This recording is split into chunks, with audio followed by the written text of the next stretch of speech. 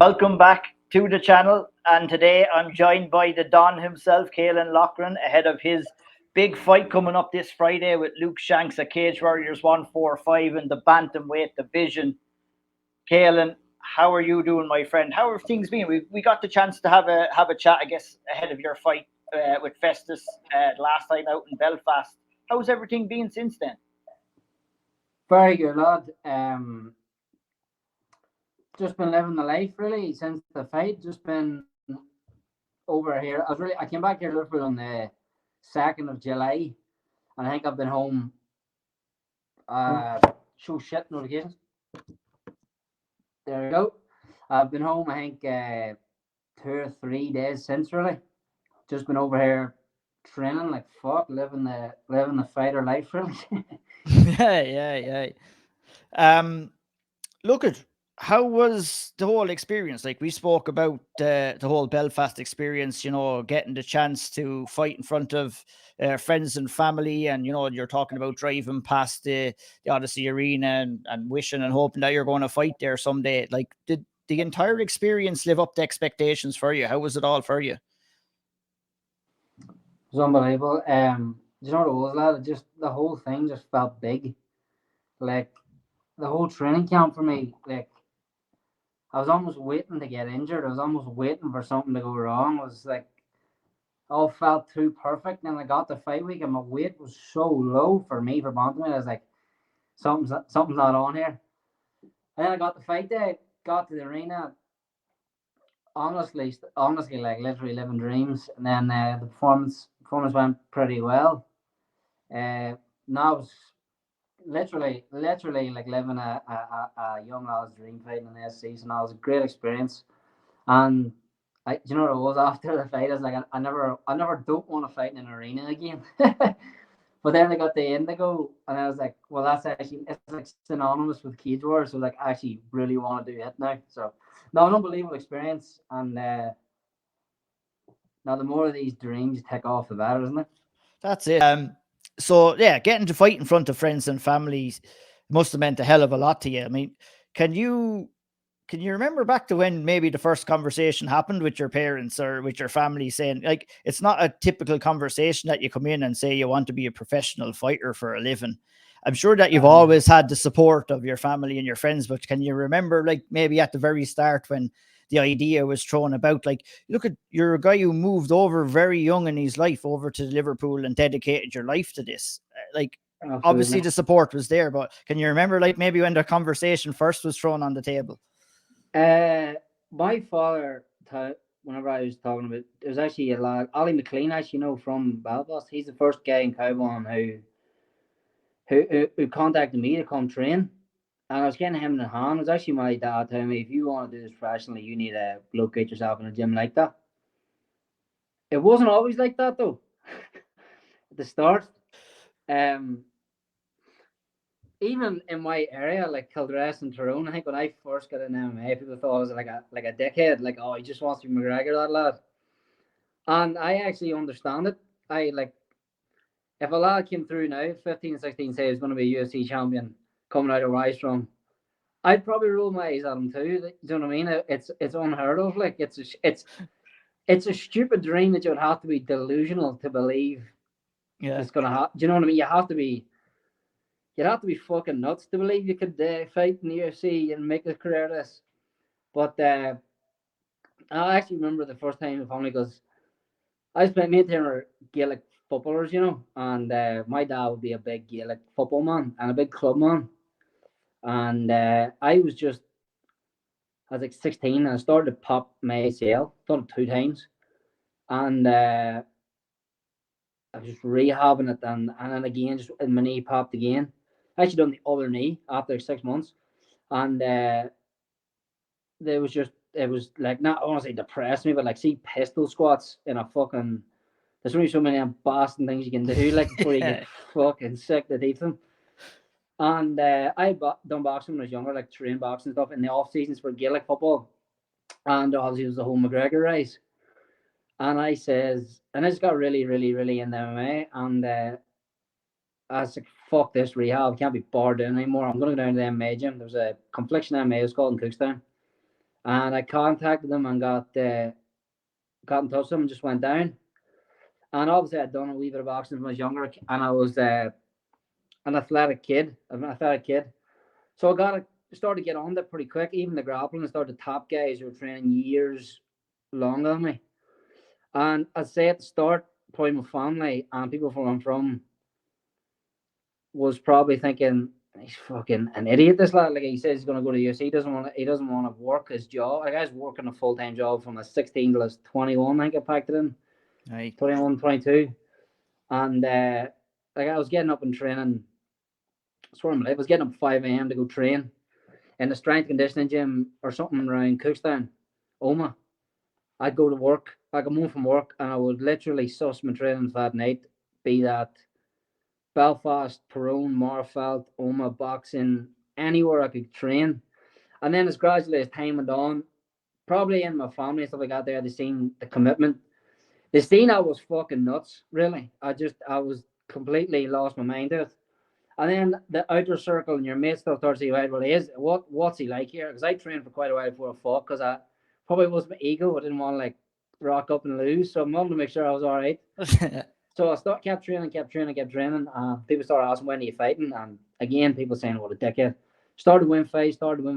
And then more and more people in Tyrone and stuff started getting behind me. Started winning amateur titles and stuff like this here, going pro. And now back home is a bit fucking, it's a bit nuts. The boys who were laughing at me probably 7 years ago, now they want pictures and stuff, and they want to be your mate and stuff. So I get good support back home now. Yeah, I mean, it's kind of something that you've had to shake a lot throughout your career so far. It's like people not maybe appreciating some of your wins. You seem like you're always trying to not so much anymore, but like kind of defend your base level of skills that you have and that you're bringing there. Like how, like it seems like you've been kind of facing that since day one, since you started, and it's still like you're still kind of doing it. Have you found it's kind of like waned a little bit and you're not hearing as much of that kind of talk anymore? Nobody's talked since Belfast. Nobody's talked, like 2 or 3 guys. But firstly, I can absolutely promise you from the bottom of my heart, nobody on this planet outside of our gym knows my skill set. Don't go off Belfast. You don't know my skill set yet. In this sport, you're nothing until proven otherwise. So anyone who wanted to come talk shit to me 2 years ago over COVID and say I was the shit talker and had beat nobody, and now you want to say no, he actually is good. I don't hold that to you. Like, I know that, and still I haven't beat anybody. And when I win this Cage Warriors title, if I beat Shanks, I'd imagine I am going to fight the title. Beat Shanks, beat Martin Uni. I still, in my head, I haven't beaten anybody. That's just me being 100% honest. This is not. The Cage Warriors has been my dream for a long time, but these guys are not. I honestly believe these guys are not my level. I swear on my life, I believe these bantamweights aren't on my level.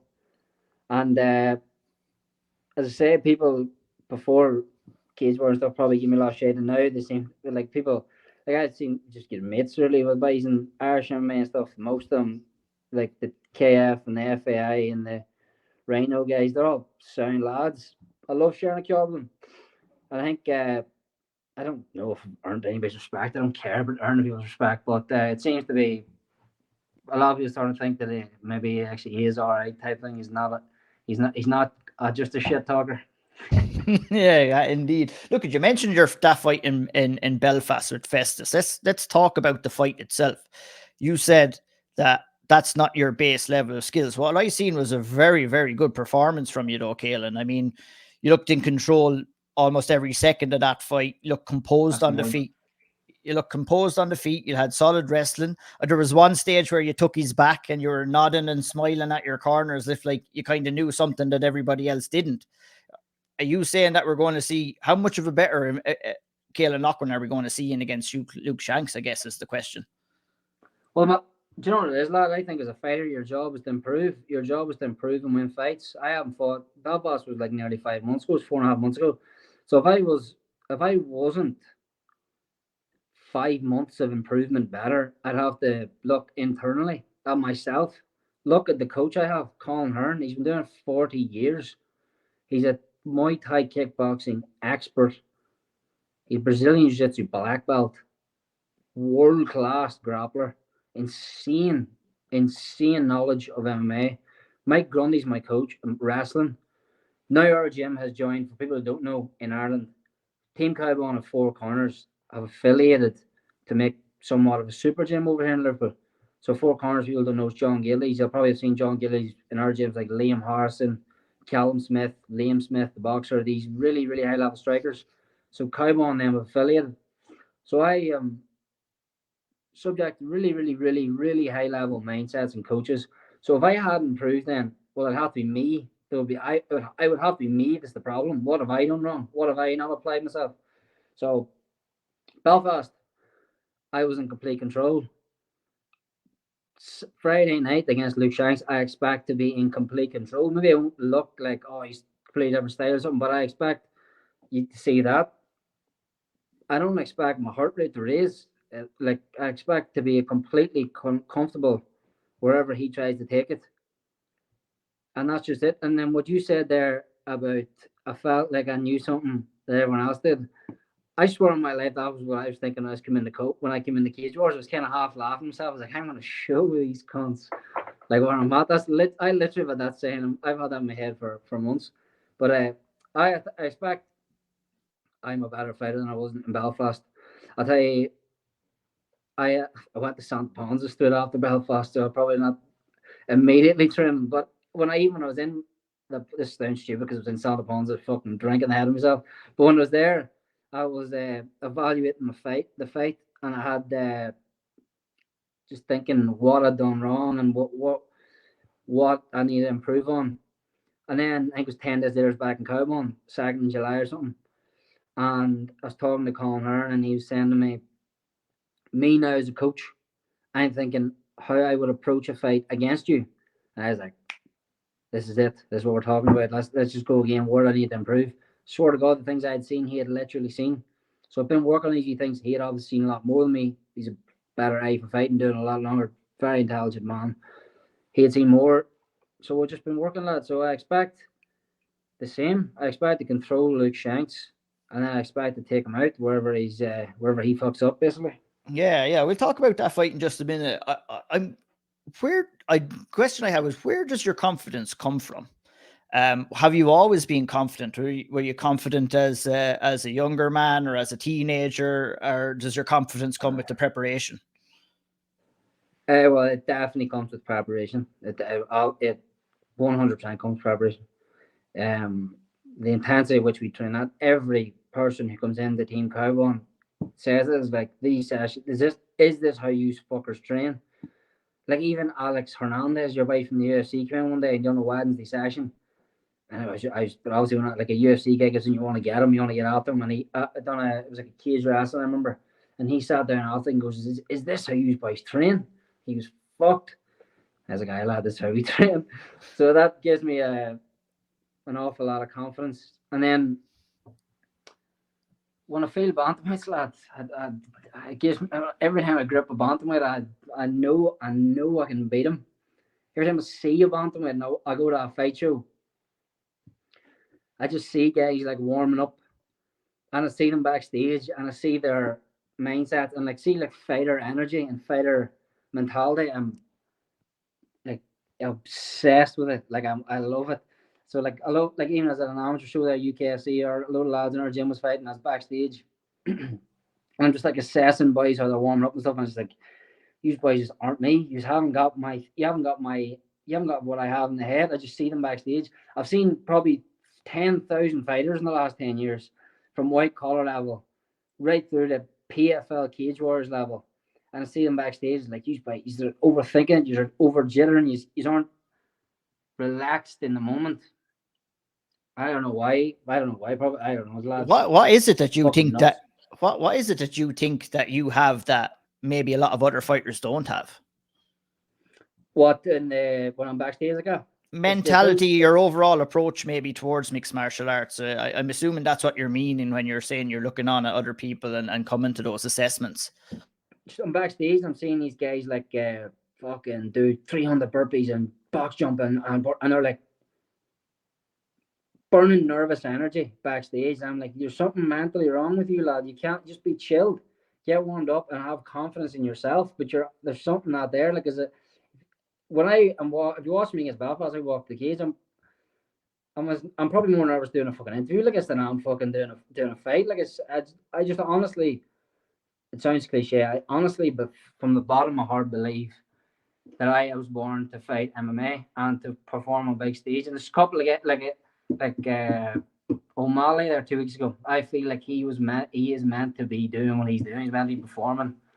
He's meant to be fighting on big stage, and I admire it. Do you know what I mean? And the guys who have it, but I don't know why I'm confident. Probably just probably delusional. That's probably nuts. I don't know. Yeah, but I think you have to be, really, and we've talked about it time and time again, Caolan. Like, I mean, when you're getting involved and you're getting in there to fight, you know, being delusional is a big part of it. Like, and it seems that you're comfortable in that, though, aren't you?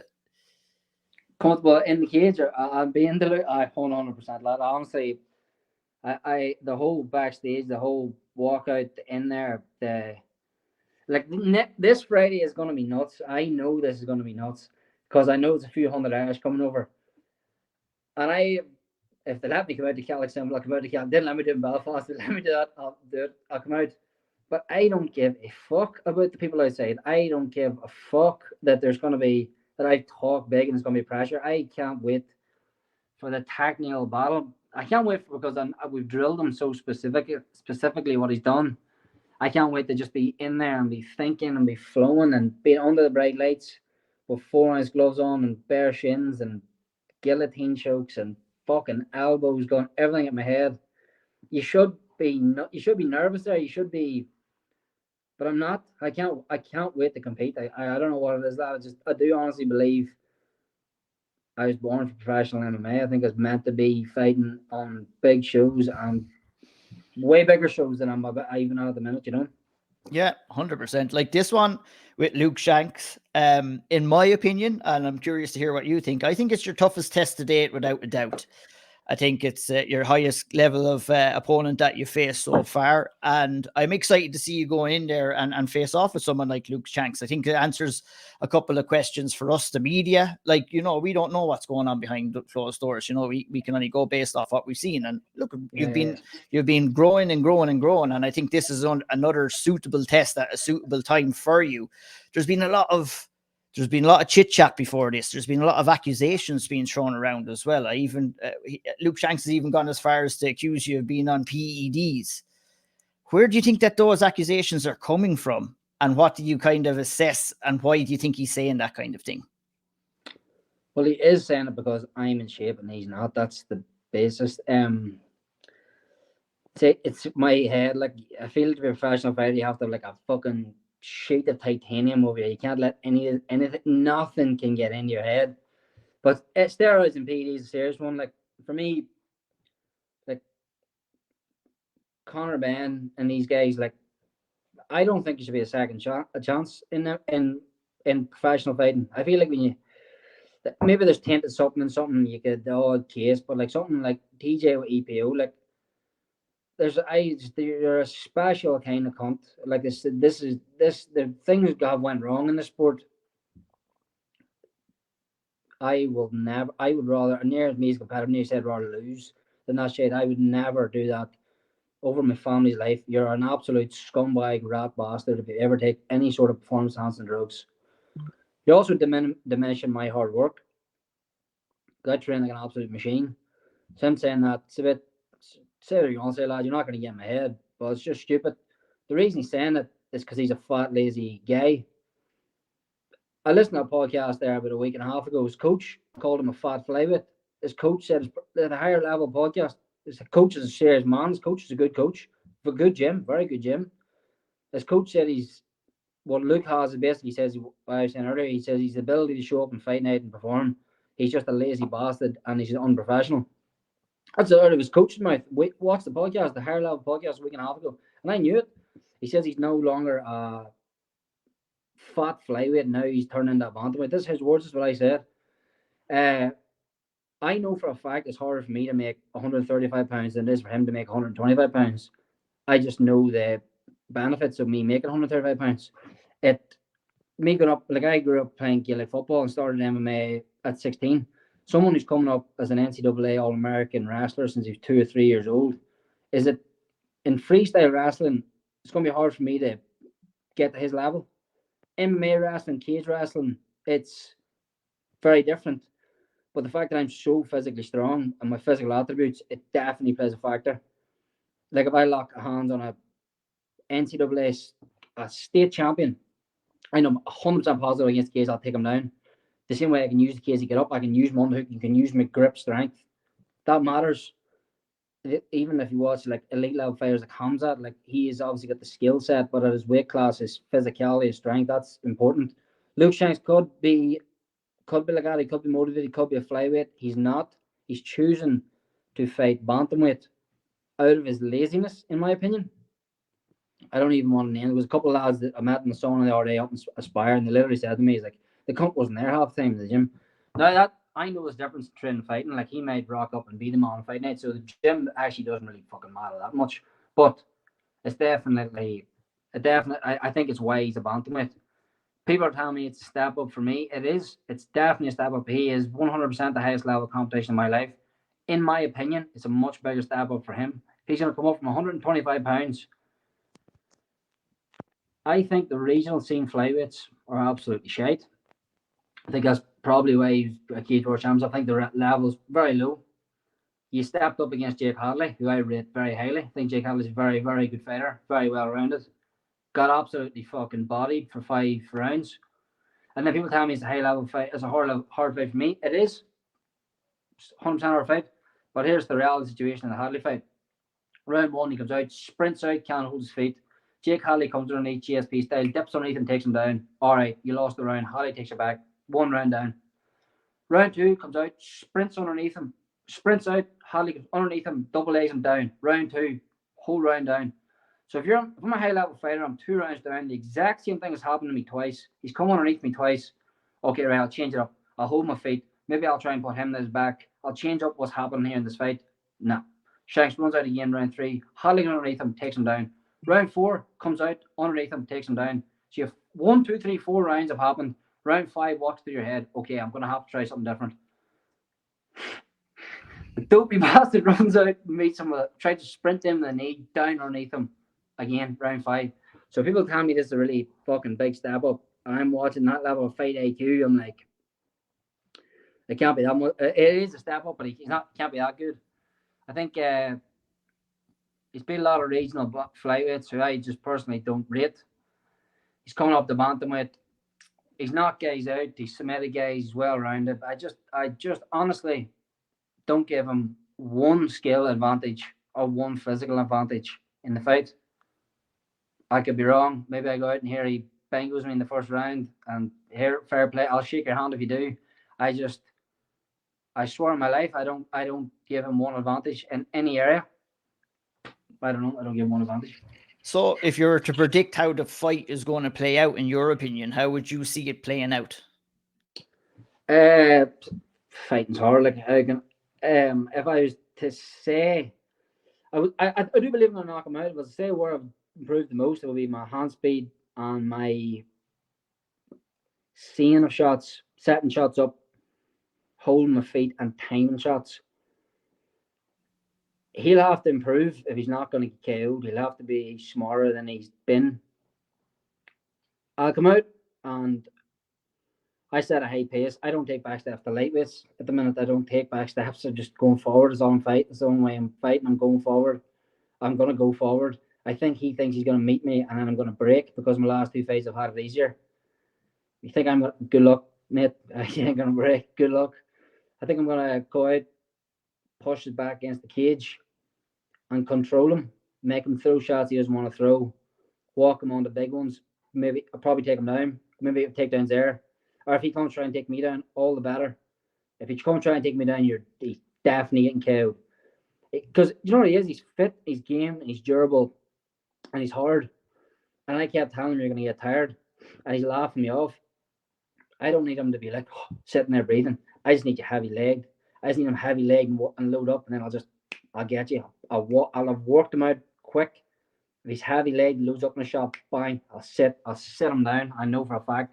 if I was to predict, I don't like predicting fights. If I was to guess, I'd say a late KO on the feet, TKO.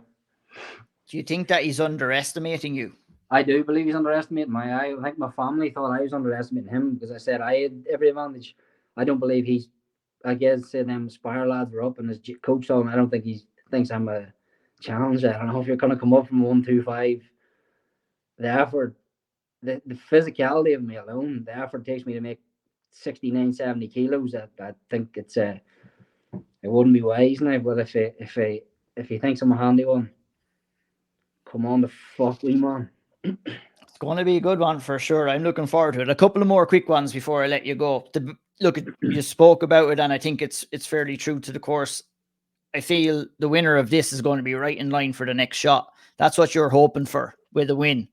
How do you see you matching up with Martinoni, who just became the champion with the win? What did you think of his win, first of all? How do you think you match up against him? Or what do you feel that the overall title picture is looking like right now in the bantamweight division in Cage Warriors? Do you know what it is? Well, Cage Warriors keep putting up that seems to be the general consensus. Everyone here I talking about seems like if I win, I'm fighting for the belt. And the Cage Warriors even put up today, could Caolan Loughran be next to be win over Luke Shanks? So it seems to be I'm fighting for a belt. I never say I'm never going to ask something I don't deserve. Looking at the division, if I finish Luke Shanks, who's the number one ranked in the UK and Ireland, was all but in the UFC, had a back-to-back finishes in one calendar year in Cage Warriors, I think it'd be hard to deny. I don't think anyone's done that. But fighting Martinoni. So I love talking shit and all this here, but I would give that man his respect. I'd be the first guy I'd probably give it to. His title fight, I was impressed with his heart and his grit, and what it's seen more down is he wanted the belt more than Dominic. Stylistically, Dominic Wooden was a handier fight, was an easier one for me, them takedown stuff. Then Martinoni was a harder fight for me, 100%. He's got a well-rounded skill set, and one thing I will say about him is every time I've seen him, he's massively improved. Massively improved. Like whenever Fletcher first got matched with him, I was like, oh, that's a handy fight. I think he fought Wesley Meyer or something. And Fletcher got matched with him, and I was like, oh, that's a handy one, Fletcher that. Fletcher got the first single leg, and the Cub started to bounce. Martinoni started to bounce. I was like, fuck, this Cub's improved already. And I think if Fletcher was taken back by it, and that's why his gas tank zapped, I actually think in a rematch, I'd fancy Martinoni over 5 to beat Nathan Fletcher with his takedown defense and how he's improving. I think he'd be a tough guy to finish because of his mentality and his kind of okay skill set everywhere. How I predict that one, because this fight would be good for me if it went late chance, because I think Martinoni and me would be a 5-rounder because of his heart and his pace and his fitness and his good scrambling. I think it'd be a 5-rounder, but again, I think I beat him everywhere. I think it would be 5-0. 5 hard rounds, but I think I'd win all 5. I think it'd be a fucking deadly fight, though. I'd love to have him in Belfast or Dublin or Cork, or I'd go to Rome if I had to go to that last show was like special. Like it felt big for Italy, Italian MMA. Sure did. Yeah, it was a great atmosphere there. Like, I mean, I did a kind of a preview after it with Sean. You could when you're watching it, you could feel the atmosphere through the screen even. It looked really cool. It'd be nice. That wouldn't bother you going over. You don't care. Honestly, I'd say you'd fight in the backyard if you want. If the Cage Warriors title was up for grabs. No. Oh, lad. Do you know, it's something about like winning a major title going to the champion's backyard sounds cool. But obviously, if they were going to go to fucking Cork, Dublin, fucking Belfast, fucking anywhere in Ireland, that would be literally a dream come true. So even it doesn't have to be like Cage Warriors are on with like always now the SC, the 3 Arena, fucking anywhere is cool for me in Ireland to win a Cage Warriors title. Like it doesn't have to be a 5,000 seater stadium. Anywhere, like something that almost like Cage Warriors is them wee venues almost like in the hometown crowds for me. It like feels like not like family, but like you know what I mean, like the hometown crowd like gets behind them. I think that's fucking one of the best things Cage Warriors has going. So if it was like in a wee arena in Ireland, that'd be unbelievable. So yeah, if the title fight wasn't to come next, would you be really upset about that? Would you just be more accepting and beating somebody else to get there, or are you going to be demanding a title shot pretty much with a win over Luke? I won't be, but I think people will be. I think the promotion will. I know the promotion want me to win. I know they want me to win because Luke Shanks contract in March. I know they want me winning makes the division better. I know it does. But I don't. I won't be demanding the title shot. If I had to fight Nathan or Reese or Hazan, absolutely no problem. I'd fight them guys, no problem whatsoever. I just think that every single other. I think I'll go on to Twitter and everyone will say Caolan Loughran title fight. That's me being honest. Yep, 100%. That makes sense. That makes sense. Well, we're going to find out pretty soon. Only a couple of days away. Cage Warriors 145 this Friday on UFC Fight Pass. Caolan Loughran versus Luke Shanks, top of the bantamweight division. That's what it's all about, Caolan. What can fans expect to see when they tune in? Pressure counter fighting and Luke Shanks. Luke Shanks being the puppet in the puppet show. Why would you call him a puppet in the puppet show out of interest? Because that's how I'm going to fight him. I'm going to make him throw when he doesn't want to throw. I'm going to make him give me his back. If I take him down and give me his back, I'm going to be the puppeteer in the puppet show. I'm going to play with him. I'm going to control him the way I fight bantamweights. I'll come out, push his back against the cage. He'll immediately back up when he gets hit by me, or he feels my energy, or he literally locks eye contact with me. He'll immediately back up. He maybe try to fight me back and keep pushing back. He won't. He'll think shots are on that I'm wanting him to throw, and I'll be hurting him or taking him down, baiting his back. He'll be a puppet in the puppet show. 100%. I'm looking forward to seeing it, Caolan. It should be fireworks on Friday night. Look, actually, one more thing before we go. It's Halloween. We're recording this. It's Halloween day, right? It's 31st. It'll come out. Halloween will be done. I have to ask you, if you were to dress up as anything or anyone for Halloween, what would your costume be? Fuck. I go Batman, lads. Watch Batman last night. Would Tyrone be Robin? He would. Oh, he'd be Robin. I watched Batman with Bean last night. It's a deadly film, so I'll go with that, lad. Batman yourself and Tyrone and Batman and Robin. You have to make that happen next year. Obviously, it's not ideal to do that on the week of a fight week, but maybe we can make it happen. Maybe you might come on yourself and Tyrone and dressed as Batman and Robin next Halloween or something like that. That'd be hilarious. Lad. If we're in the pints, well. Hey, 100%, 100%, Caolan. I won't take any more of your time. This Friday night, Cage Warriors 145, Caolan Loughran versus Luke Shanks. Any shout outs? Where can people find you? And the floor is yours to finish off. Can I list off a few sponsors? Go ahead. Because I like to say the support I've had from Irishmen in America and Irishmen across the world has been honestly unbelievable. I don't want to fucking forget anybody here. And also people saying that if you either go to Cage Warriors or you go to PFL and Bellator to make money, you're full of shit. The reason that is the case is because no one gives a fuck about your fights. Cage Warriors are an unbelievable platform, and the support I've had from Irishmen is unbelievable. My main sponsor has been Burb Construction out in San Diego. Them boys are flying a squad over from San Francisco to the fight in London. Absolutely unbelievable. Kieran Hanway and new lads over in Armagh in classic competitions and finderskeepers.com. Mickey Coleman, Throwman, All-Ireland winner out in New York from Shoreline Constructions, Concordia Clinic, Way of the Animals, my Team Kaobon, and everybody who's helped me. It's been fucking humbling, the support I've had from Irishmen. So thank you very much. And then Donkey on MA and the Instagram account. 100%, Caolan. Friday night versus Luke Shanks, Cage Warriors 145. Tune in to UFC Fight Pass to see all the action. See Caolan take on Luke Shanks along with Paul Hughes and Jordan Fucenic in the main event. Give us a quick prediction before how do you think that goes? Big fan of both. Two unbelievable competitors, very good in the moment. I think Paul's going to look to wrestle, find his back, and I'm going to predict Paul Hughes Rinnick choke round 2 or 3. Excellent. Thanks for your time, Caolan. We'll talk to you again down the line, and all the best this Friday, my man. Thank you very much, lad. Thanks for watching this video on SevereMMA.com. For more wonderful content, please click the like, subscribe and notification bell and follow us on these social medias.